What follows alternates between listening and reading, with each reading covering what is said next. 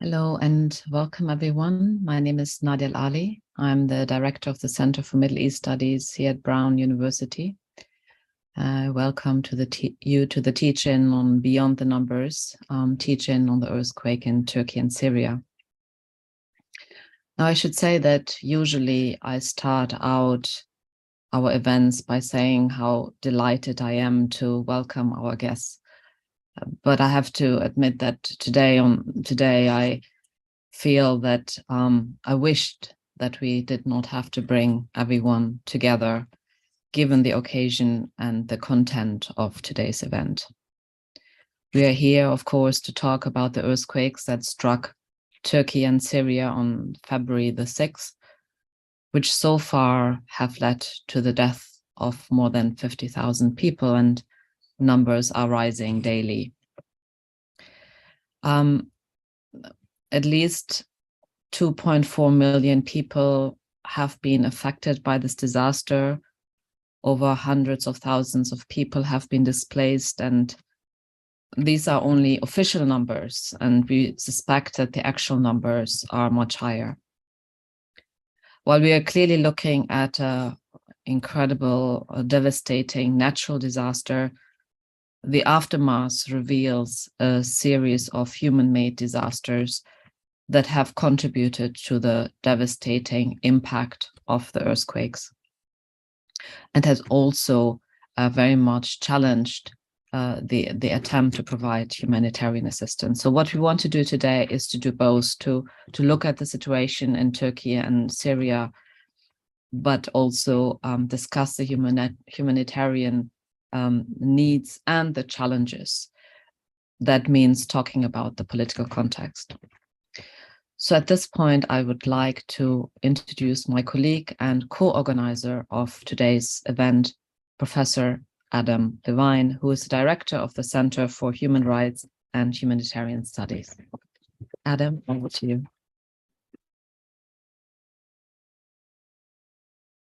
Seems like my video is blocked. We can hear you. I think, oh, there you are. Okay. Thank you, everyone, and welcome. My name is Adam Levine. I am a professor of emergency medicine and health services policy and practice here at Brown University, and also director of the Center for Human Rights and Humanitarian Studies. Our center has a mission to promote a just, peaceful, and secure world by furthering a deeper understanding of human rights and humanitarian challenges around the globe, and importantly, encouraging collaboration between local communities, academics, and practitioners to develop innovative solutions to these challenges.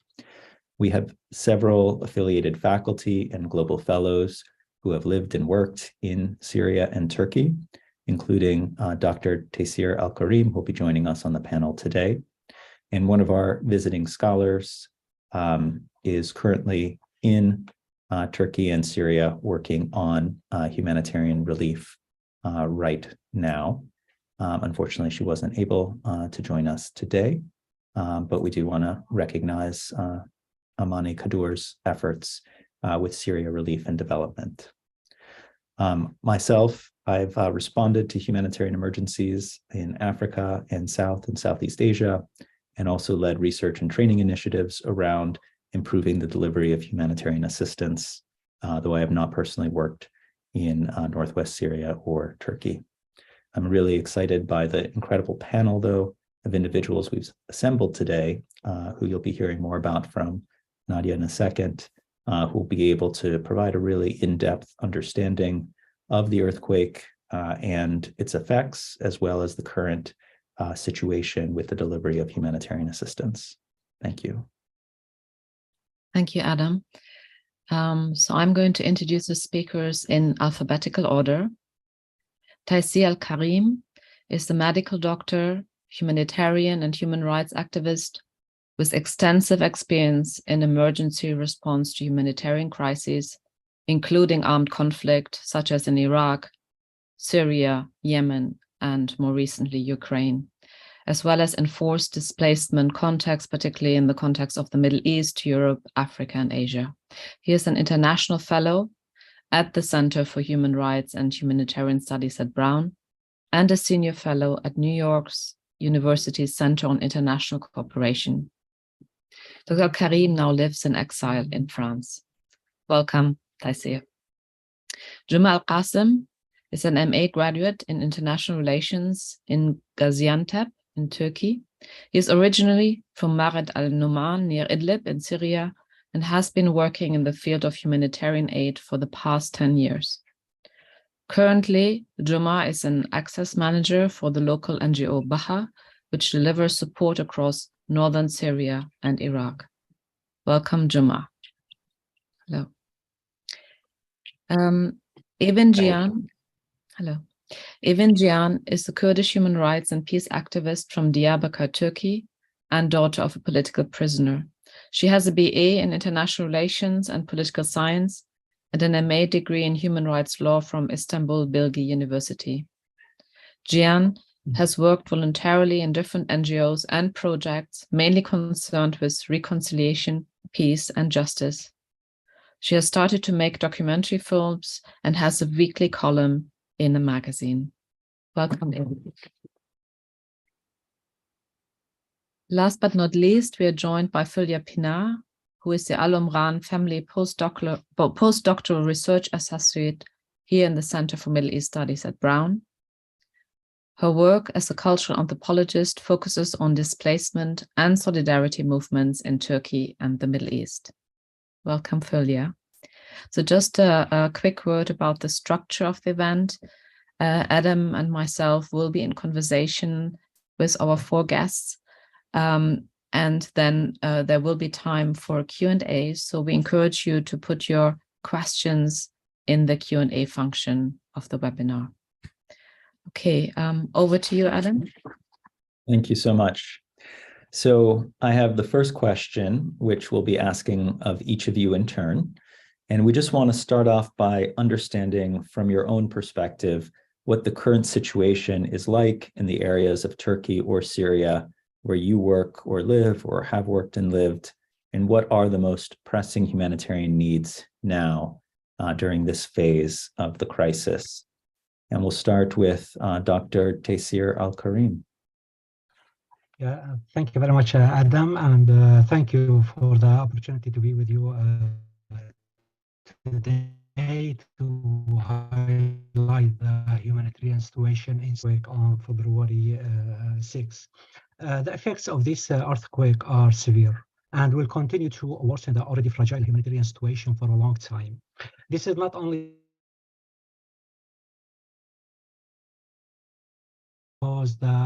because of the chronic vulnerability and fragility of the humanitarian crisis in Syria, and of course the failure of the international community and the Turkish government to respond to this disaster in timely manner. As you know, in such a disaster, the timing of the response is one of the most critical factors. Understand the needs in the affected areas in Syria, it is important just to take step back and look at the humanitarian crisis in these areas before the earthquake. What began in March quickly turned into brutal violence, as you know.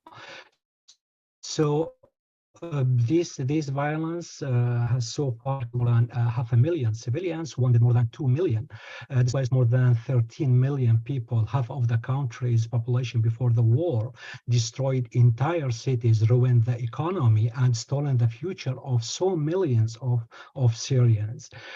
For example, in the health context in Syria, the military attacks on healthcare, more than 90% of these attacks were perpetrated by the Assad regime and Russia, triggered one of the largest exodus of healthcare providers from the country. For example, by 2016, an estimated 27,000 27,000 physicians out of 42,000 physicians in Syria had left. 60% of the public hospitals in Syria have been damaged. 40% of the hospitals in Syria are no longer functional. Similarly, the situation, is devastating in other sectors such as education, shelter, so on. So unlike Turkey, the affected areas in Syria were already extremely vulnerable and fragile, and the earthquake only made the situation much worse. So now data, the earthquake in northwest Syria, this area is under the opposition, left about 5,000 people dead, including 13,000 injured, newly displaced people, and around 15,000 buildings partially or completely damaged. In the regions controlled by Assad regime in the central and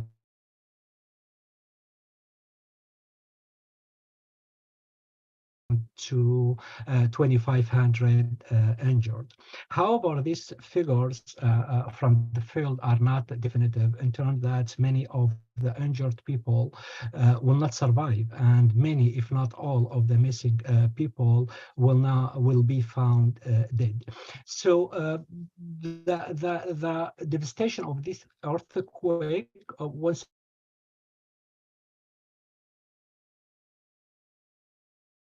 relevant. The other thing, it's important to be aware that the areas affected by the earthquake are controlled by different authorities. In Syria, as you might know, the 10 years of violence has fragmented the country into at least 4 conflicting areas. So the humanitarian situation vary depend on which authority and in which areas. So this earthquake has affected 3 areas. One is under the opposition in northwest. Second is the Assad regime controlled areas, and the third is also in northwest. This classification is very important because these regions differ in terms of their capabilities, resources, and recognition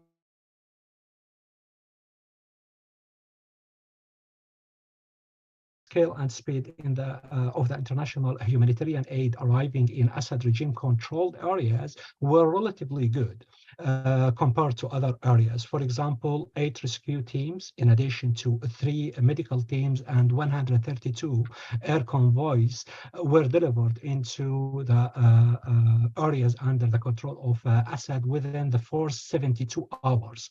While no UN humanitarian aid or conveys related to the earthquake response arrived in this area during the first 8 days.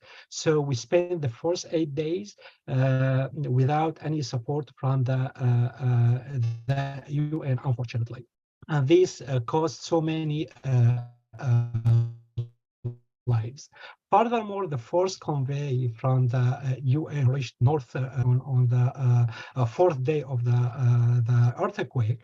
This convoy was already planned in terms that it wasn't specifically intended to help the NGOs are working on the ground to respond to the earthquake itself. Another dimension, yeah. Maybe if you shut off your video, the connection will be better. We keep losing you for a little bit. Yeah, I'm sorry. So I will try to change my Wi-Fi, and maybe you can give the floor to someone else. Okay. Okay, sure. Let's go then to Joma next.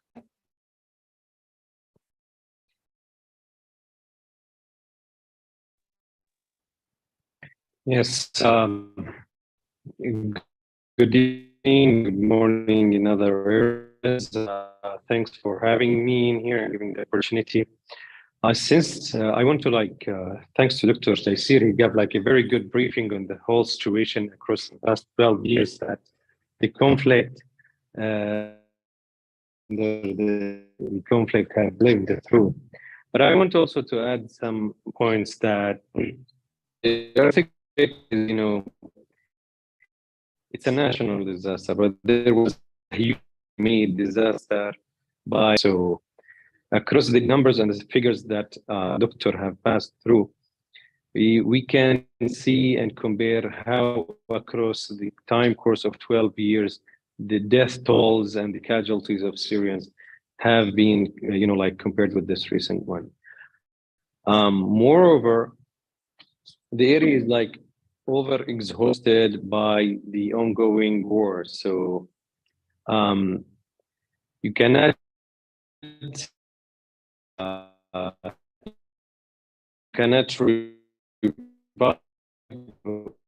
like in general in position held there, like a blow comes and like make it much worse and harder. There are like a lot of damage to the infrastructure that we need also to highlight this, because there is, imagine a road between two cities that before the war, 100 vehicles was passing in it in the same day. But now the case is like, it is doubles, it's 1,000 vehicles. So the pressure over the infrastructure existing is making it even worse after the earthquake, because the existing resources are already suffering because of the urban capacity, is very small. We have an area in northwest of Syria, for example, Idlib province, it's 40 by 60 kilometers distance. And it's almost like Gaza Strip. There's about 4 million Syrians living in it. Over 65% of these people are IDPs. So you can imagine the movement and mobility of the IDPs within this area itself. This didn't come by the earthquake or by one day or night, but it happened through 12 years of suffering, besiegement, deportation of certain areas, siege on certain area in eastern Ghouta, in north of Homs, in Dar'a, in Ma'addamiya, Daraya, several parts of Deir ez-Zor, eastern Syria, and also Aleppo city in 2016. So it was like unfortunate, pardon me for using the word, but that's how people like are portraying it. It's like a human dump that Assad used to do, kind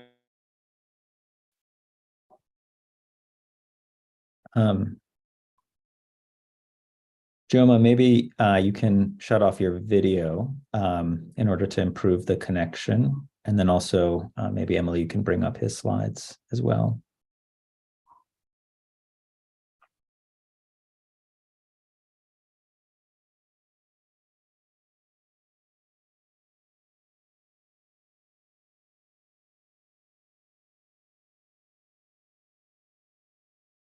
Joma, are you still there? We've brought up your slides if you want to talk through them.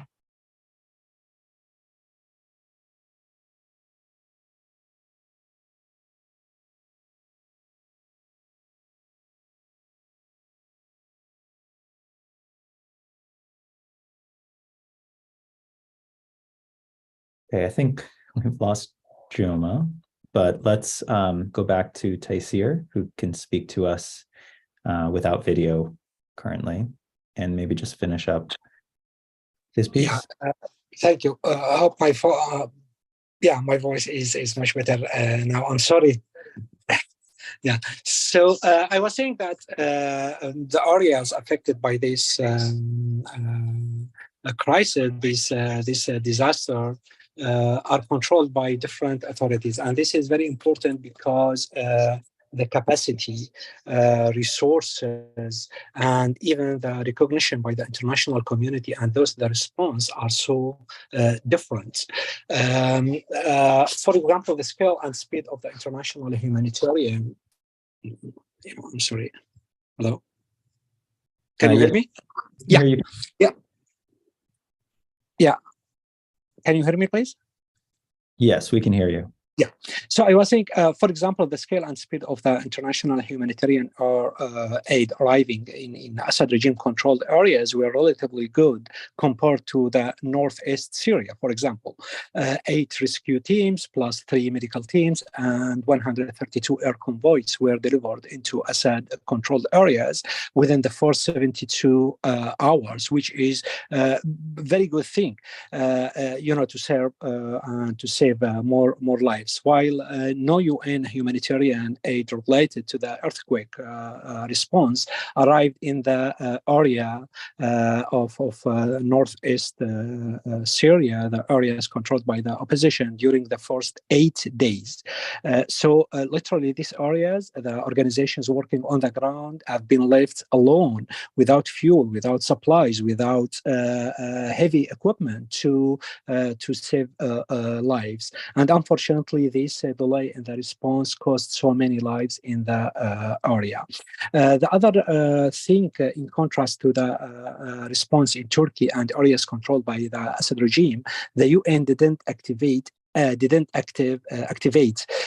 any of its mechanisms to respond to this type of disaster in northwest Syria, such the United Nations Disaster Assessment and Coordination Mechanism or the International Search and Rescue Advisory Group. Again, this delay in response cost so many lives in northeast Syria.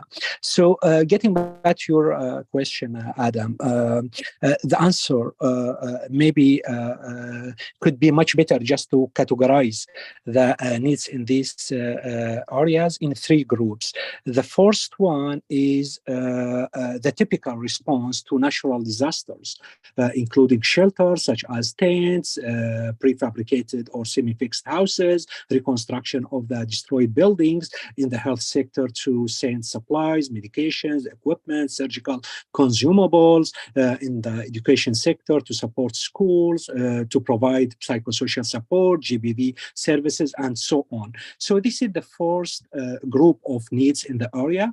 The second one is to make pressure on the UN and other international and intergovernmental organizations to change their approach, to the humanitarian crisis in Syria, and maybe take stronger actions to stop this weaponization and politicization of the humanitarian aid, because we saw this during this disaster of the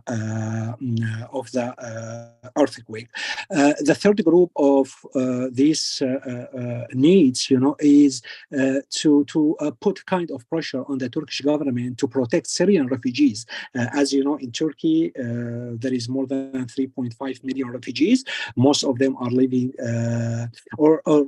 most of them are living on the border between Syria and Turkey. It's the same areas of the earthquake.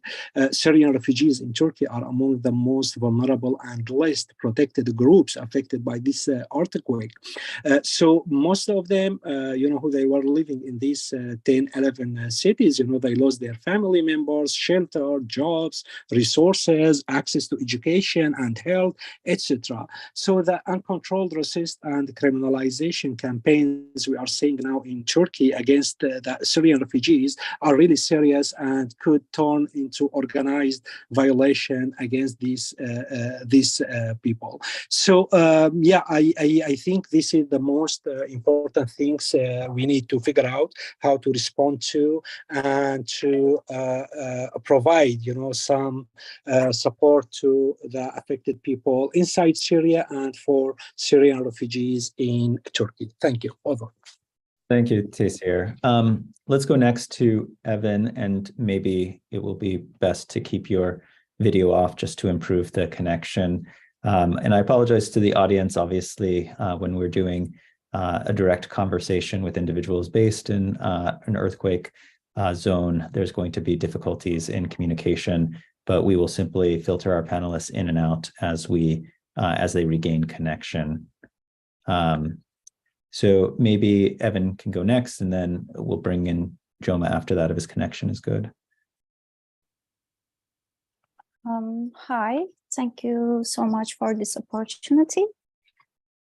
As you know, we have recently experienced a major catastrophe, an earthquake that directly affected more than 10 cities in Turkey, affecting approximately 40 million people, actually.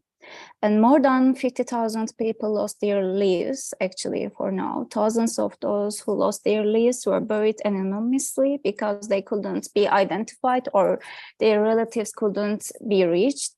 There is distrust in society about the number of people who lost their lives. There are statements by earthquake victims and their relatives that the number of people who lost their lives is much higher than the official figures, actually. On the other hand, according to official source, again, 18,000 buildings collapsed in these cities and 19,000 buildings were identified as urgently to be demolished, which means thousands and millions of people were suddenly left homeless. And the most urgent need actually right now is still shelters. Some survivors quickly left the area. Some of them are still standing by the rubble waiting for their relatives, sadly, to be pulled out or at least to receive their bodies. In a considerable part of the geography affected by the earthquake, people were doing livestock. And these livestock breeds who survive do not want to leave their animals behind or say that they have no other choice. Therefore, they continue to stay in destroyed village and towns, actually, still. And yeah. And also some people concerned about the settlements policies and do not want to leave even though their settlements have been destroyed. So when all this comes together, the most urgent need is still a region, is still tense. So in the first few days of the earthquakes, tents did not reach anywhere. There was a lot of discussion about why the military, the armed forces did not go to the field and rescue people from the rubble, why they didn't help with basic needs such as tents, and it is still being debated. And today it's 22 days after the first major earthquake. There are still many people and regions where tents have not been delivered. As a matter of fact, people need to stay in safer and healthier shelters, such as containers rather than the tents now. Tent cities and container cities have started to be built, but the pace of construction is still slow and their numbers are insufficient. So tents should have been only the first aid solution in the first days, but instead of organizing all this in the first days of the earthquake, they closed university across the country by switching to distance education and evacuated the university students from the dormitories and forced the earthquake victims to stay in the student dorms in completely different cities and under unreasonable conditions. So, and also yesterday, it was revealed that AHBAP, which is one of the most popular and well-known charity organizations in Turkey, bought 2,050 tents from the Red Crescent. On the first day, with the donation it collected for the earthquake. So defensive statement was made that this was a legal method, but in fact the Red Crescent is an organization that is sustained by the taxes of everyone living in this country and is obligated to provide tents and the necessary materials to the places and people in times of need. Since yesterday, this huge scandal continued to be discussed. On the other hand, political parties and non-governmental organizations and volunteers on the ground are reporting that there are still not enough toilets, showers, or cleaning facilities. The need for toilets and shower is also vital for women and children. Women in many areas say they feel uncomfortable with only one toilet being used by both men and women. Local women also report that because too many people use the few toilets do exist, personal hygiene-related disease have started to spread, actually. In addition, since there are fewer women on the front lines in the field, female earthquake survivors cannot easily go and get their sanitary pads from aid centers. That having been said, and feminist organizations and activists quickly organized and sent purple trucks on the earthquake zones. Now feminist activists take the turns to volunteer in the purple tents they set up in the earthquake zones. And the care work of earthquake survivor women continues even after the earthquake. Therefore, women and children are more burdened than ever. It's also possible to encounter security problems and cases of violence from time to time. And there is also a big question in the public opinion about where the children who lost their relatives in the earthquake area taken to, and what kind of structures they should be kept in. There have been public reports that rather than to state institutions, the children were taken to the shelters of various associations and foundations that have close ties to the government. So as in every war and natural disaster, unfortunately, women and children and people in need of care face more threats, actually. And again, besides shelter, heating is still a serious problem. Food does not reach everywhere and everyone. Clean water was sent in large quantities in the first days, but now it's run out. And there is still no access to clean water in many places. Local volunteers are making calls for clean water. And in the very first few days, too many people died under rubble due to the cold and or delayed response due to the insufficient number of search and rescue teams and lack of equipment, sadly.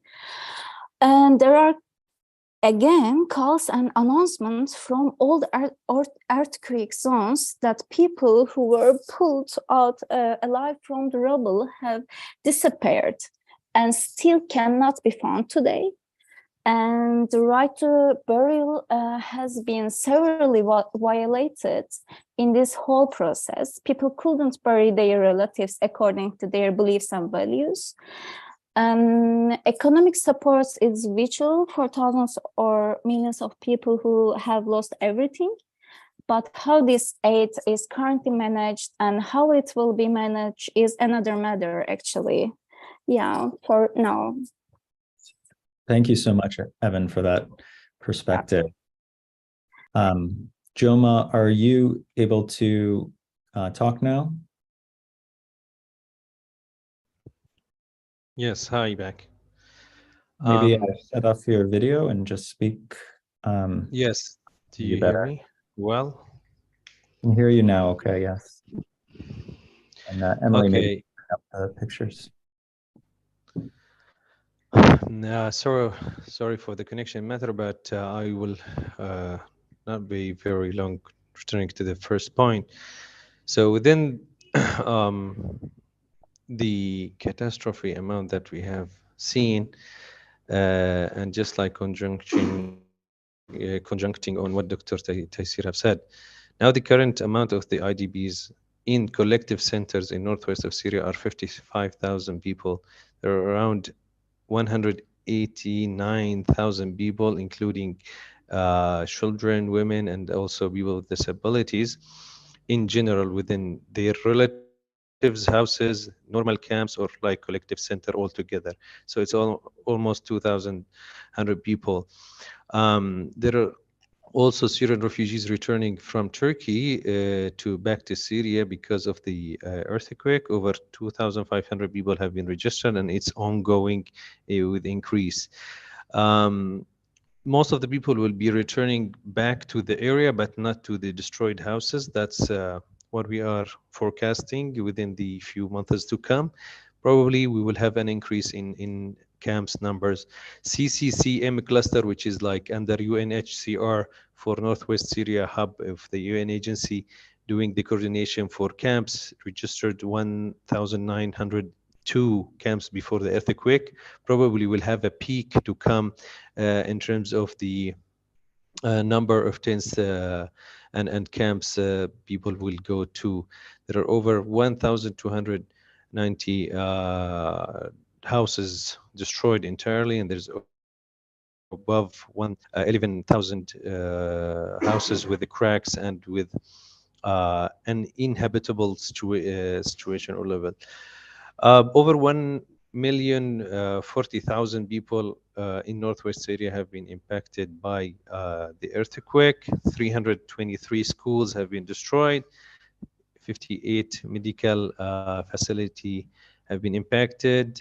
So many other also NGOs offices, NGO workers have passed away.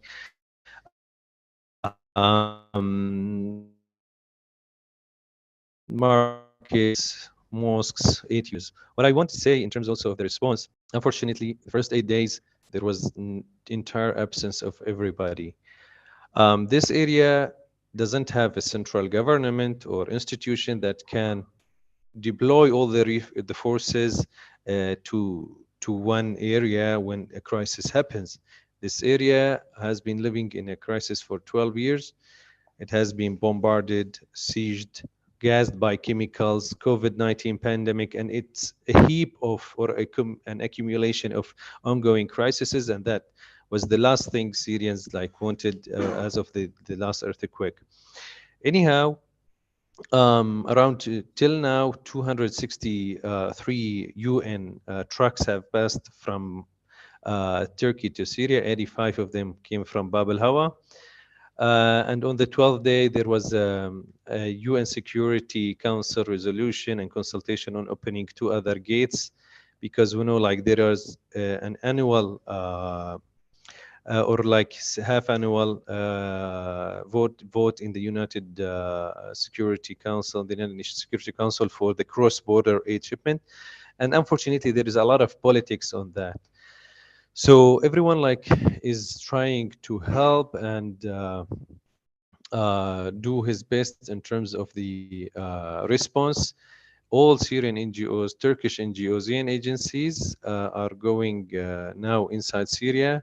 I have been escorting so many journalists from Washington Post, NPR, Daily Telegraph, German TV, Japanese national TV, etc., and so many other also international doctors who came to help and assist.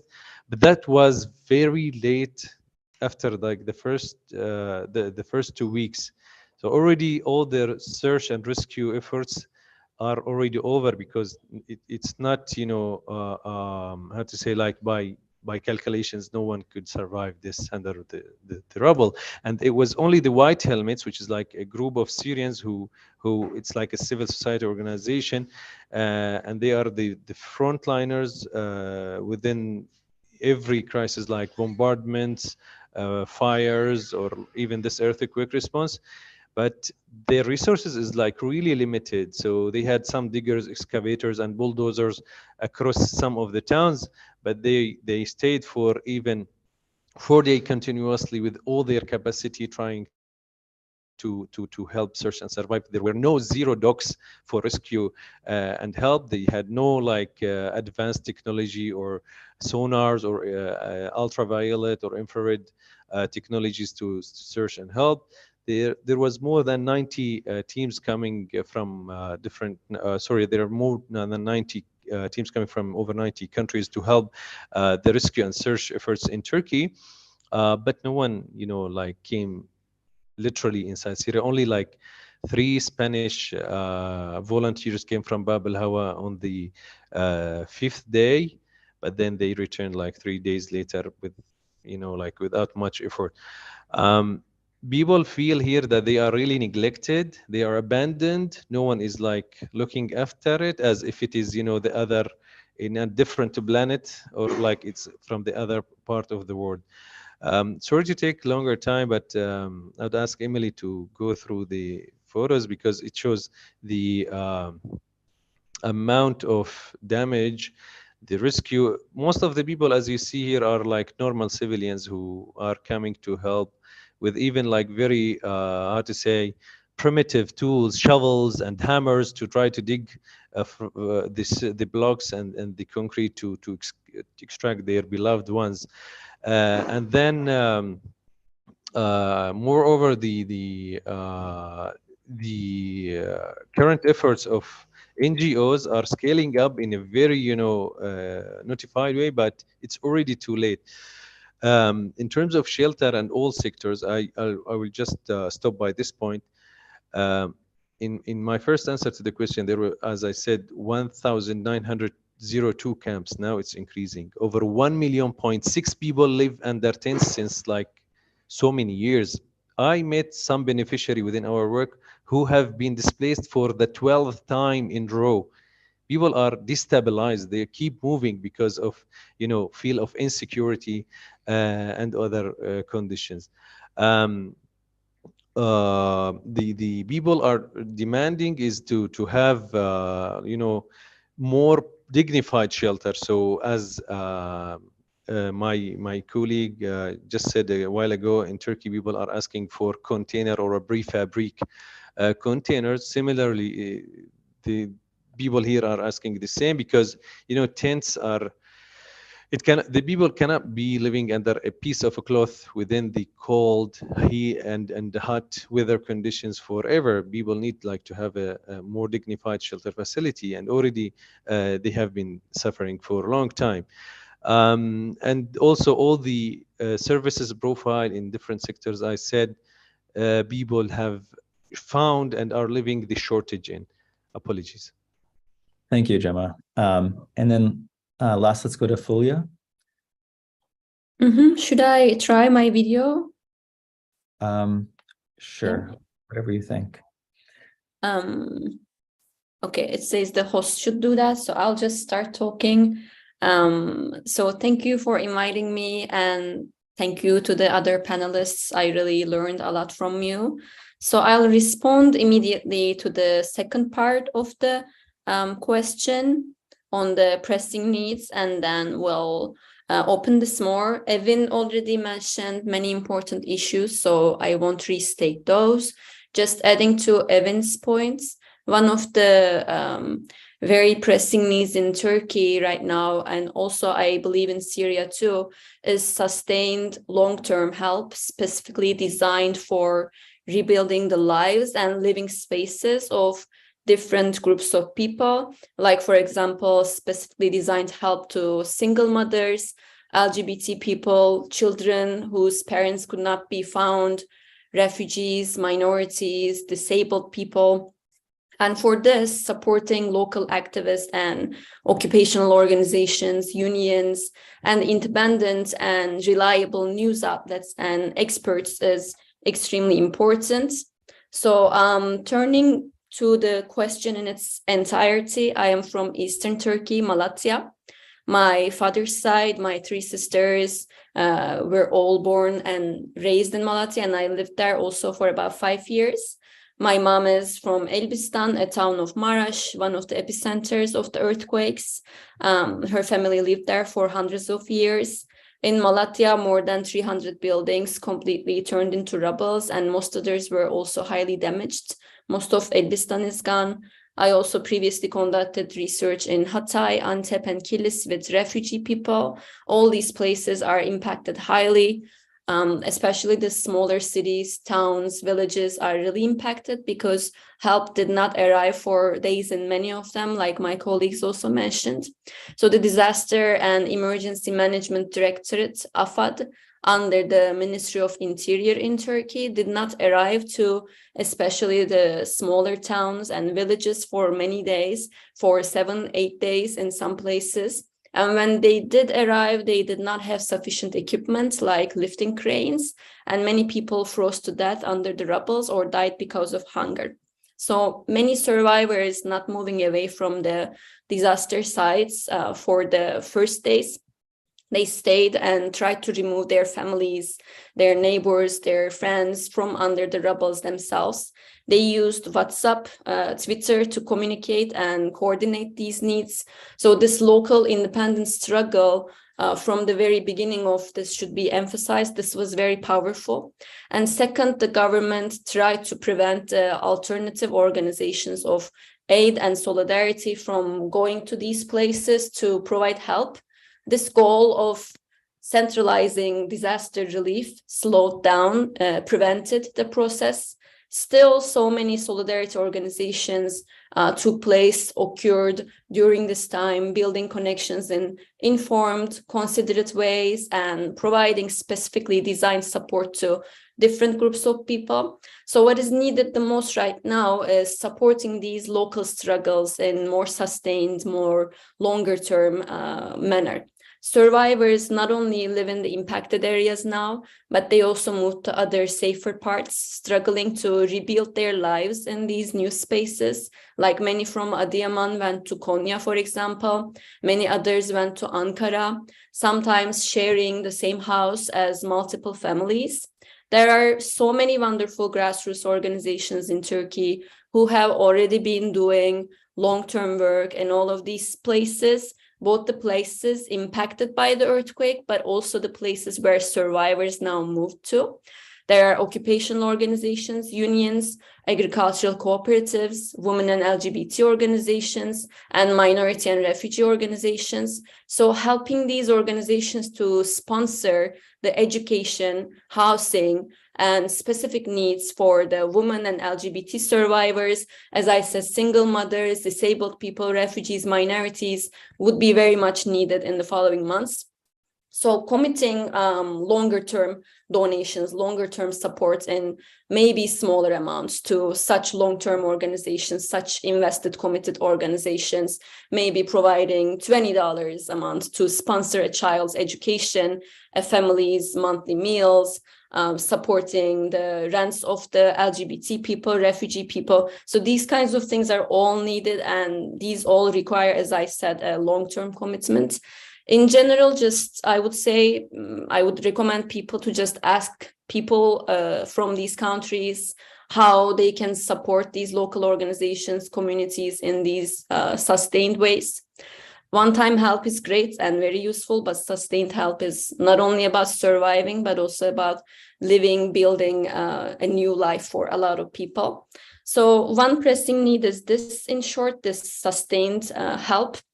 Another significant issue is rebuilding the impacted parts in healthier, safer ways while mirroring the rich histories and cultural complexities of these sites, and especially places like Hatay, where you have a lot of historical cultural sites like very old churches of minority communities.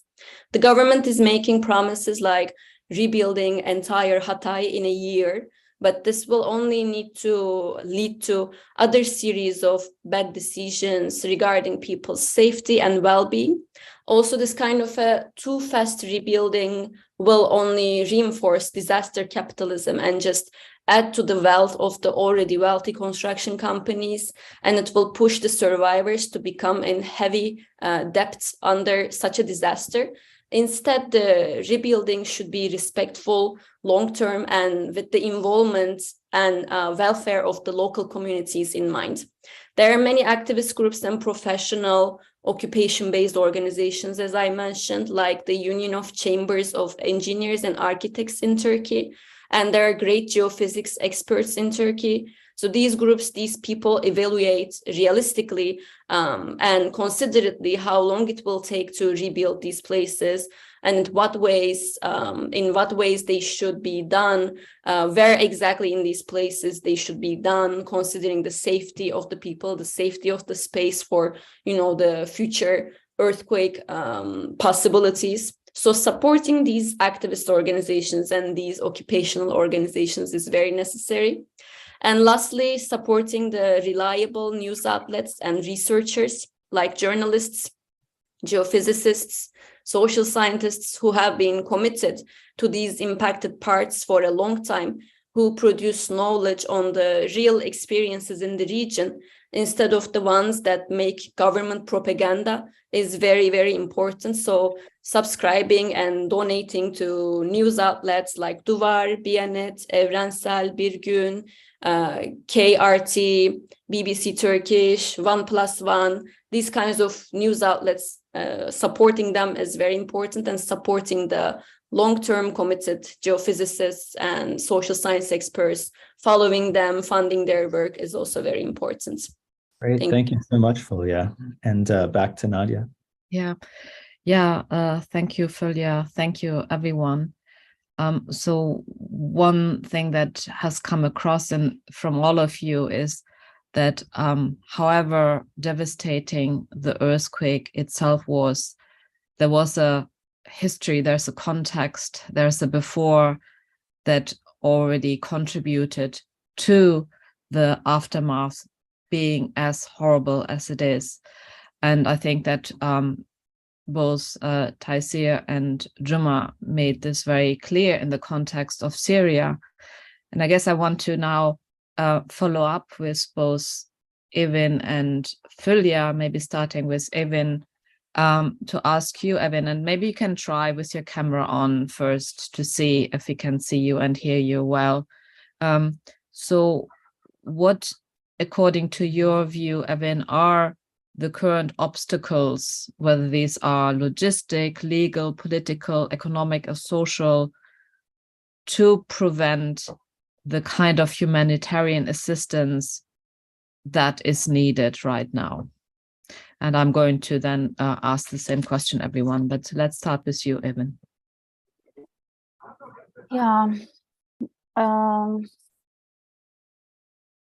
We have been talking about consequences of excessive centralization in Turkey for many years, actually. And for many years, we have been experiencing several consequences of one color, one language, one politics, and it's monism, and rather than the common mind, actually. So unfortunately, with this earthquake disaster, we have once again experienced the tragic consequences of managing everything with decision taken from a single center. This is the biggest problem.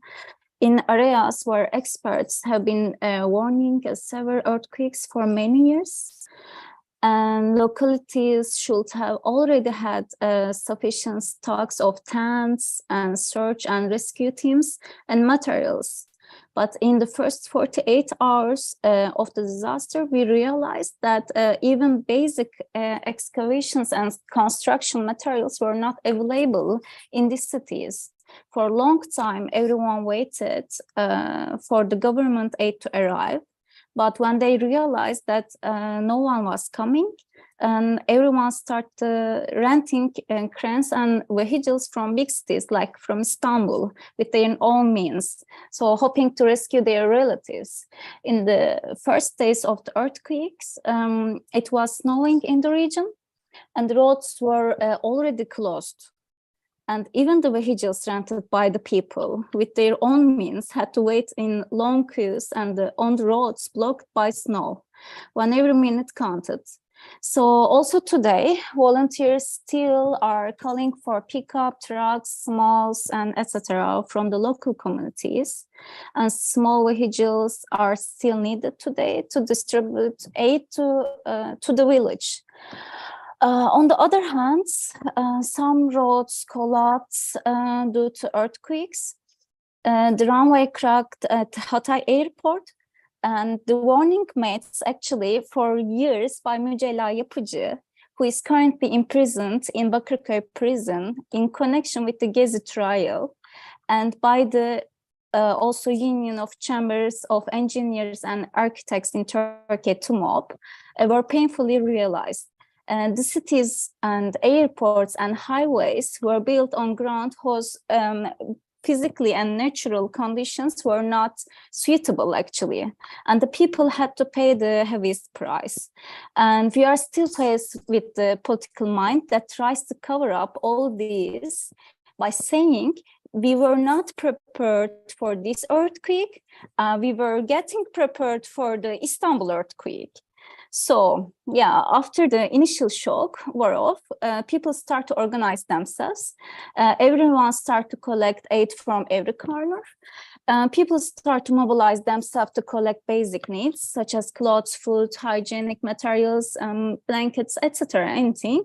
And load them on the trucks and send them to the earthquake zone. But at the times the trucks were seized, the justification was mind-bending. The state official wanted to distribute the collected aid in the name of the state. So the trustee was even appointed to the HDP's aid center in Marash.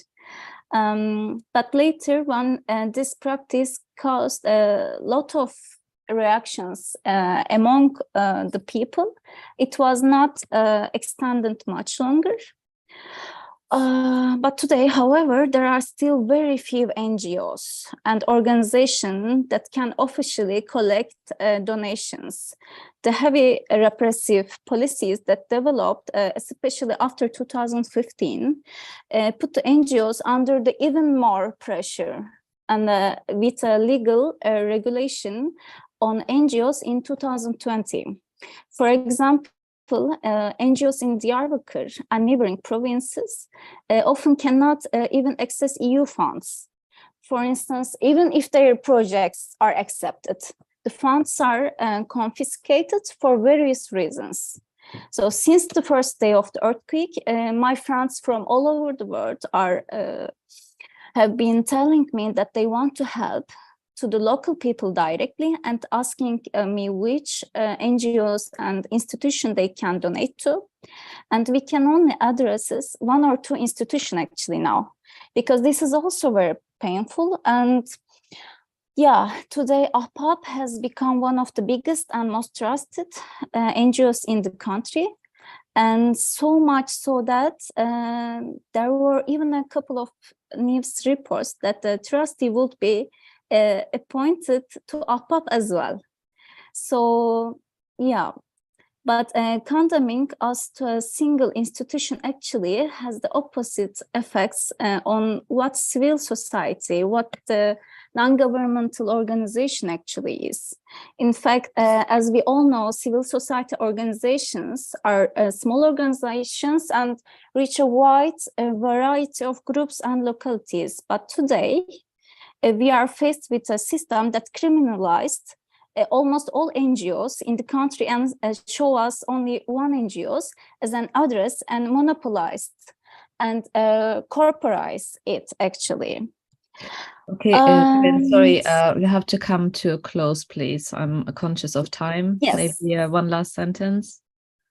Actually, I would like to say something about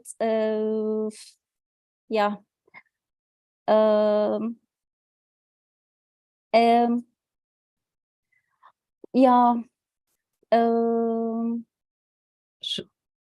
Yeah, mostly places where affected by this earthquake was actually also Alevis, Kurds, Arabs, and immigrant and minorities lived were destroyed. So probably for these reasons, the aid did not and does not go quickly. As a matter of fact, within days, politicians and the public painfully agreed on this. On the other hand, since 2015, Kurdish elected mayors have been systematically arrested and trustees have been appointed in their places. So the trustees also dissolved the elected council members and assemblies of municipalities. So briefly, I can say Turkey is a party on the European Charter of Local Self-Government and must immediately remove its reservation to the charter and implement a strong local government system actually. So the solution, this Kurdish problem, democratization problem, the problem that caused mass destruction such as wars and natural disasters lies in the strong local democracy, but we don't have local democracy here anymore. Yeah, let's say. Or not. Yeah, thank you. Thank you, Evan. Fulya, would you like to add something just for a minute or two? Yeah, sure. So yeah, centralization, as Evan mentioned, is one of the major obstacles. The government that is trying to collaborate with the companies, with the contractors, with the banks, instead of the local groups who are trying their best with limited resources. The second obstacle is the language barrier, especially for refugees and minority groups. Many refugee survivors could not even have their voices heard during the first days after the earthquakes. And we don't have much knowledge about what happened to them, what happened to minorities who can't speak Turkish in the aftermath of the earthquakes. So we need more infrastructures, more translators, more public workers, journalists, researchers excelled in these multiple languages. And racism is a huge obstacle in Turkey, just like it is done here for Black people. The lootings after the earthquakes were narrated as criminal behaviors of refugees by the mainstream media and some fascist politicians, which then ended up with the provoking of people who then undertook fights within the disaster sites and terrible things like lynching of people. In addition, the government doesn't provide some of the services that it provides to citizens, to the refugees. And this is a huge obstacle because refugees are double, triple displaced at least, and they need much more support than this. And this again connects us to our points about the importance of local organizations, local people being involved in these processes, and reliable news outlets and committed researchers. Thank you, Fulya. Before I'm going to ask Juma and Tayseer to address the question, which I have already partly done, I'm actually going to read out the two audience questions because they're directly linked to this specific question. So the first one is by Fiza Sarir, who's asking, is the impact of economic sanctions on obtaining humanitarian aid and assistance internationally for earthquake victims in Syria? So that obviously very much links to the questions of obstacles to providing humanitarian assistance. And then Julia Gettel is asking, so she's saying, this is a question for Juma, could you address in more detail why international assistance for the most heavily impacted regions of Syria has been so limited? And please forgive me if you or Tayseer spoke to this earlier as I arrived late. Could you speak about the role of the Assad regime, of the role that the Assad regime has played in this situation? How has the regime handled rescue and recovery operations in impacted areas under their control, like Aleppo? Juma, would you like to go first? Yes, thank you. Well, in terms of sections, and as Folia and other colleagues have commented, we need, like this time, need more social tolerance, more cooperation, more, being hand in hand in solidarity to help everyone impacted by the crisis. But unfortunately, the case is not like this.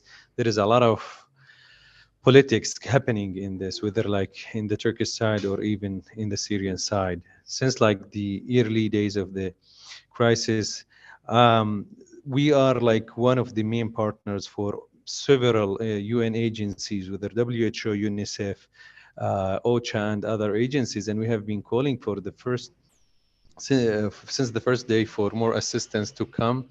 And the only gate was in Bab al-Hawa. So for several days from the crisis, the road situation was not, logistically speaking, was not enabling the crossing of shipments because it's only one. And then after that, Martin Griffith tweeted thanking Bashar al-Assad for agreeing on opening Bab al-Salama and Al-Ra'i, two other gates in the north of Aleppo with Turkey, for letting aid to come for the 3 months to come.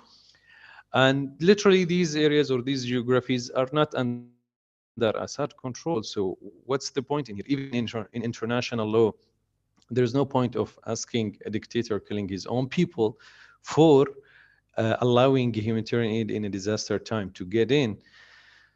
Similarly, he went to Oman, and everyone in this regime side was calling and seizing the opportunity, begging on the backs of the woes and agonies of Syrians that left the sanctions on Assad regime. So this opportunist attitude was very widely seen.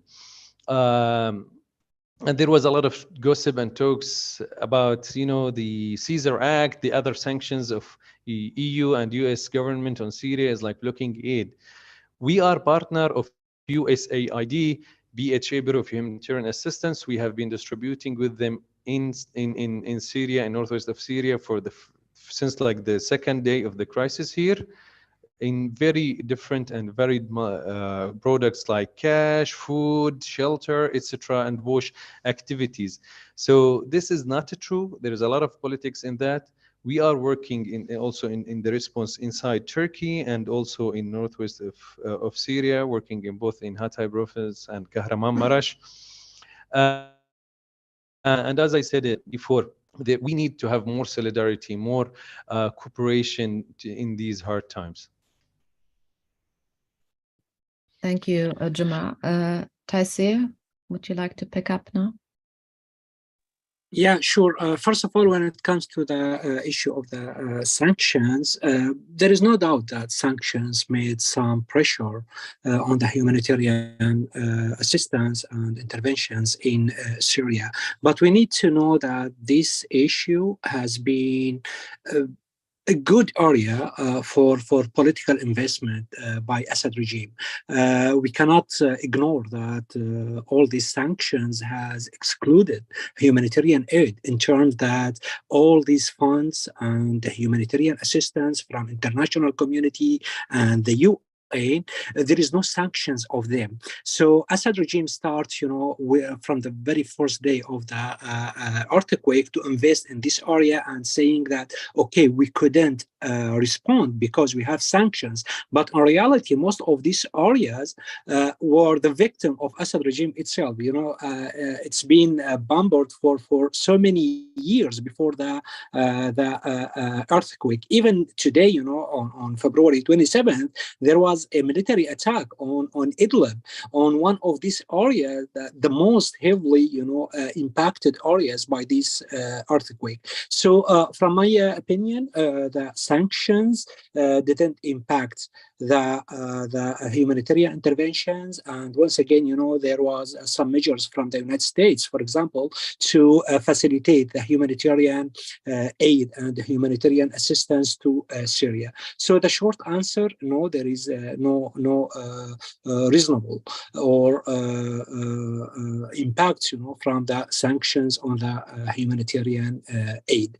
The second question is when it comes to this politics about the humanitarian interventions and support from the international community. It's very, very important questions, because first of all, we need to get back to the mandate of the UN and other international organizations. Most of these organizations still recognize Assad regime as the legitimate government of Syria. And this is very important situation. Unfortunately, the UN has failed so big with this, because they still see Assad regime as the representative of Syria, and still delivering billions of dollars to this government, although the UN itself and its teams, human rights groups, have been documented very wide and mass human rights violations, war crimes, and crimes against humanity committed by Assad regime itself. But until today, the UN is still delivering and supporting this government. This regime is still delivering billions of dollars to what they call, in their reports, that this government is involved in mass human rights violations and war crimes and crimes against humanity. So, in brief, the problem is not only about who is getting this humanitarian aid, but it's about the interpretation of the guiding principles of the UN. And behind the UN, there are so many international organizations. Yeah, thank you. Thank you very much, Tayseer and Juma. Adam? Thank you. So again, we will continue the audience question portion of this teach-in. So please put your questions into the Q&A function, and Nadia and I will ask them of our panelists. We have one question now.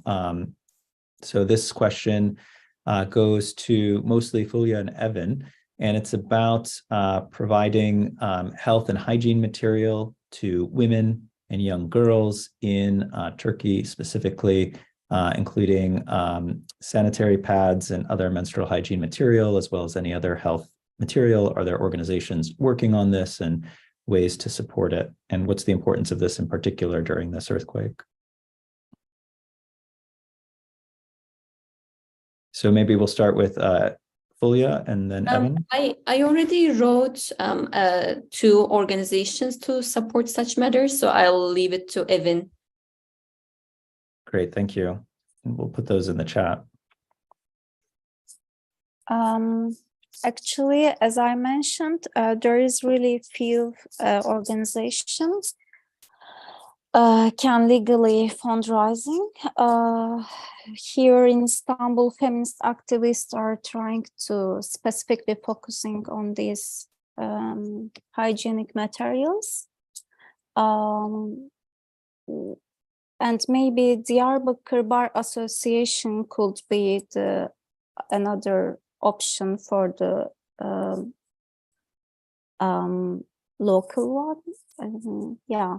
Or Ahbap, I don't know. I'm really sorry, because as I mentioned, it's really hard to also because of the operation and centralization organizing these things here.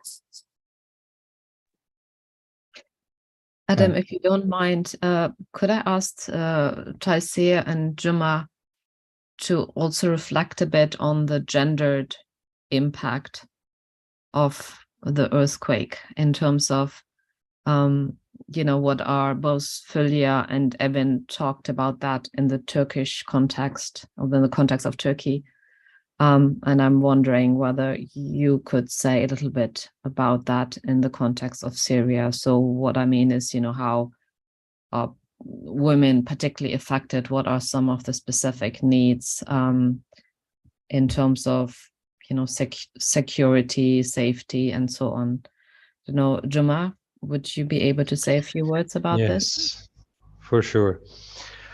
I'm now talking to you from Genderstown. Just today morning, we had a delegation from MSF Belgium with the Egyptian and Belgian lady coming from Beirut office responding here. And we have an SRH clinic in here for reproductive health and also for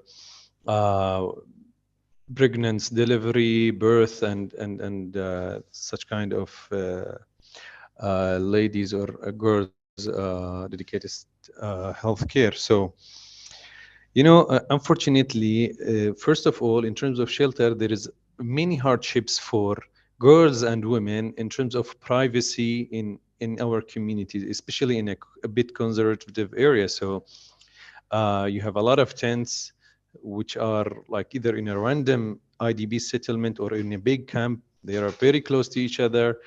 They cannot be comfortable going to the latrines, or even taking a shower or so on. So there are also many other challenges in terms of for the pregnant who many hospitals have been destroyed. So they are traveling for longer distances now to look for the care or like baby delivery or consultancy, etc. Moreover, we have there is so many gender-based violence cases that we are also tracking after the earthquake because of the shake that happened, not physically of the crown, but it's of the social texture within the community. We have also seen some discrimination in terms of aid distribution, or ignorance of certain groups, including also women. And unfortunately also for the boys and children, they have been away from school, which should be since 2 weeks they should have went to, but now it's delayed, and this is also making more psychological pressure on them. So these are the challenges that we are facing for women group and other vulnerable groups. Thank you, Juma. Tayseer, would you like to say something? And I know you wanted to say a few words about the dynamics of the humanitarian crisis in Syria as well. Yeah, actually, I'm not going to add anything on what have been said, because the problems of women and children are the same. But the problem in Syria, unfortunately, with this insecure environment, these problems became more serious and more pressing on the community. Unfortunately, just like a very basic example, if a lady want to go to a toilet in a camp, she needs like 2 or 3 persons with her, just to ensure that she has the privacy she needs. I'm not talking about sophisticated stuff. I'm talking about the very basic right of any person to get privacy when this person needs to go to a toilet. So unfortunately, the situation is very sad and devastating. And I don't think, after these 10 years, people will be still, able to face more crises, like the one we faced with the earthquake. Yeah. Yeah, when it comes to the dynamics of the war, if I may just clarify this situation, maybe some of the audience, they are not familiar with the situation in Syria. So I just wanted to shed light on two, very briefly, on just two factors of the complexity of the humanitarian crisis in Syria. First of all is the dynamics of the conflict. Syria is not a simple civil war. Instead, it's a complex mix of interstate and intrastate conflicts. The conflict driven by complex intersections between local, regional, and international actors have also divided the country into areas of control. Institutional fragmentation hasn't only intensified the humanitarian crisis in the country, but has also created a dilemma on how to respond and how to deal with this heavy politics about the crisis in Syria. As you know, now the Syrian landscape has been divided for years now by at least 4 conflicting authorities. Assad regime from one side, opposition in northwest, the national army supported by the Turkish government in the northwest as well, and the Kurdish authorities in the northeast. So now we don't have one Syria to discuss the humanitarian crisis in Syria. We have so many areas of control. Each of these areas of control has several millions of civilians and also has its own governance structures, institutions, access to international aid, diplomatic and military supporters. So these areas also differ in their recognition by the international community. As discussed maybe earlier, I mentioned this. This is a crucial point to consider, because the recognition has crafted the response of many humanitarian organizations, including the UN itself. The other thing I wanted to shed light on is the dynamics of the humanitarian assistance itself. Since the beginning of the conflict in 2011, international humanitarian assistance hasn't been protected from systematic corruption, weaponization, politicization, and diversion by almost always the Assad regime in Damascus. What has made the situation worse is the interpretation of the guiding principles of the UN. As I mentioned earlier, for example, one of these guiding principles is to respect the sovereignty of the state concerned. Based on this misinterpretation of this principle, the UN, for example, operates only under the umbrella of the Assad regime in Damascus, and only with its consent. In other words, if the UN wants to provide humanitarian assistance to the millions of victims of the Assad regime, they need to go through Assad regime itself, through the perpetrators themselves. And this is crazy. We need to find solution for this. Over the last 10 years, the UN has documented countless human rights violations, war crimes, and crimes against the humanity. There are tons of reports, produced by the UN, but at the end of the day, they still delivering billions of dollars, I'm talking about a huge amount of funds here. For example, the Western contributions alone has exceeded $40 billion in the last decade. $40 billion went directly to Assad regime, and yeah, most probably, this money has been used to kill people. Yeah. So thanks, Tayseer. Can you just finish last sentence? Yes. Before? Okay. So I will stop here. Yeah. Thank you. Yeah. Thank you. So we wanted to go back to Joma. You wanted to say something additional about economic sanctions. Yes, thank you again. Very brief point. We have noticed a kind of improvement in the Syrian pound value opposite to dollar because of the donation, because of the aid coming, etc. So what is being said by the Syrian discourse of like lifting the sanctions because people are dying of the lack of aid is like this is defying this theory, and no single cross-line shipment. So there is aid coming from Turkey already through the UN mechanism or pipeline from Bab al-Hawa, which is the main brigade in the province of Hatay to northwest of Syria. But there was also before, in every renewal of the cross-border, which mainly lasts for 1 year or 6 months duration, there's also a cross-line shipment. They were scheduled to cross from the UN hub in Damascus to the northwest. This used to be before the earthquake, but till today, there was no single shipment crossing from that gate, which shows the will of the Syrian regime that he wants to abandon this area, no single aid item to go there. And there was like some visitors from UN delegates and also Western countries or Arab diplomats who visited Syria to show and market for the rubble and destruction and the impact of this catastrophe on political gain. Again, I want to highlight most of the Syrians here are living below poverty line. Most of them are relying on aid. And this assistance is really life-saving. So without having more doors, more gates to go and bring aid to northwest Syria, this area will suffer more. Yeah.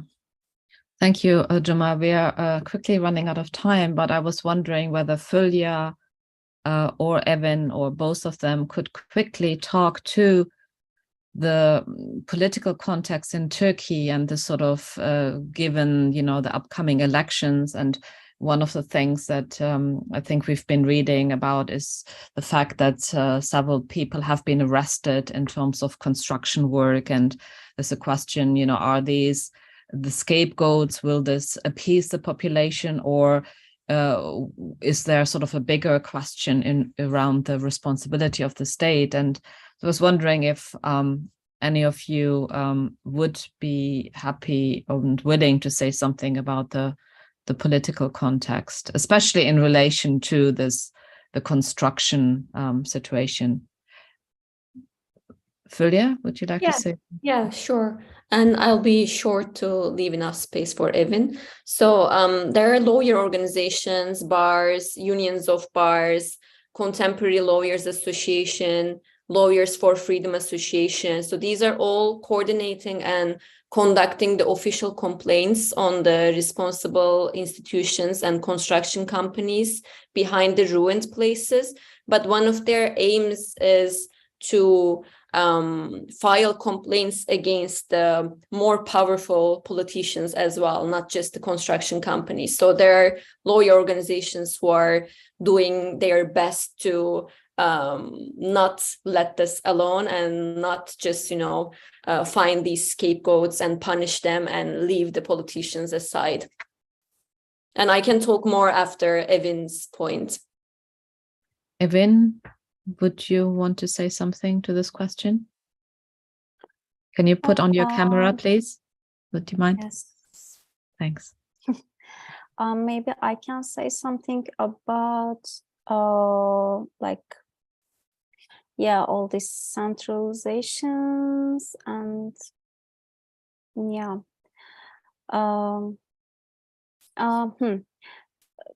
One of the questions is also past 10 years, the government has repeatedly granted zoning amnesties. Actually, in the many places, contractors have strengthened and their relations of interest with local governments. And instead of an accountable system, mistakes have been covered up with the patches for many years.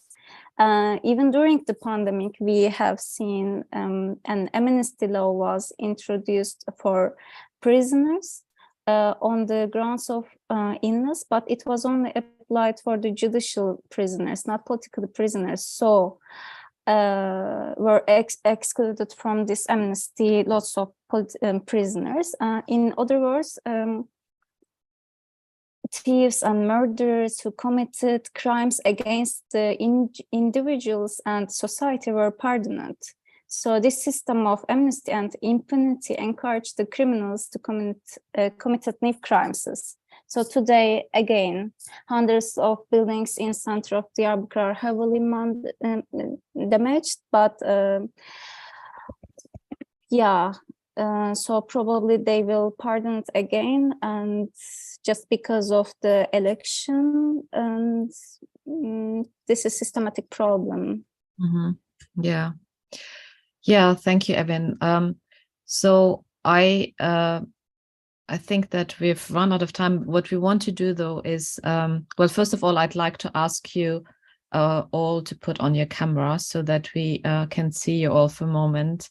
Jumab, if you don't mind, and Tayseer, if you could also put on your cameras for a couple of minutes before we finish. Juma and Tayseer, do you think you can put on your cameras? Yeah, the host need to open it. Actually, I'm not allowed. Yeah. Okay. So I mean, I've learned a lot from you. I do hope that our audience learned from you, and also we would like to share with you in a moment a resource page, or the link to a resource page that Adam and his team kindly put together, that provides links to organizations that have been suggested by panelists and other trusted colleagues. Obviously, there are lots of organizations.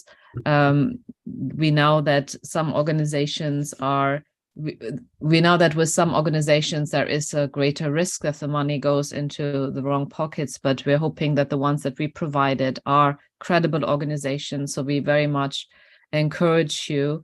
As Fulya stated, though, this is a situation both in Turkey and Syria where, yes, of course, a one-off donation is important, but what really is needed is more long-term sustainable assistance.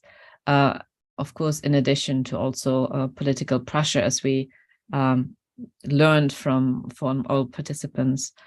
So I'd like to take the occasion now to thank you all, and to also express my appreciation for the work that you're doing in these very difficult circumstances, and also share my solidarity.